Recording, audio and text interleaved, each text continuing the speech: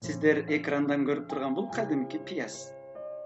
Эгерде бул пияздын кабыгын арчып бүтүн боюнча алма жегендей тиштеп жесек, анда биздин көзүбүздөн жаш чыгып кетиши мүмкүн. Муну эч качан чийки бүкүлү бүтүн боюнча жей албайбыз.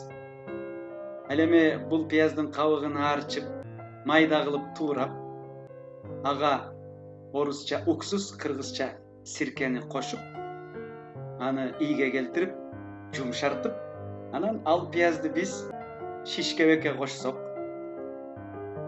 тууралган этке кошуп туруп, андан манты жасасак, же болбосо самса жасасак, же болбосо чучук казы картага кошуп туруп кимдир бирөөгө берсек, аны бир даанасын да калтырбай талашып жейт. Демек, мен муну менен эмнени айткым келет?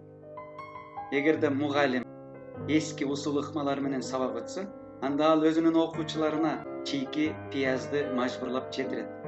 А эгерде ал мугалим заманбап, билимдүү, изденген, эл аралык стандарттарды өздөштүргөн таланттуу инсан болсо, анда ал өзүнүн жеке усул ыкмасы, методикасы аркылуу сабагын кызыктуу жана кызыл сызыктуу кылып өтөт.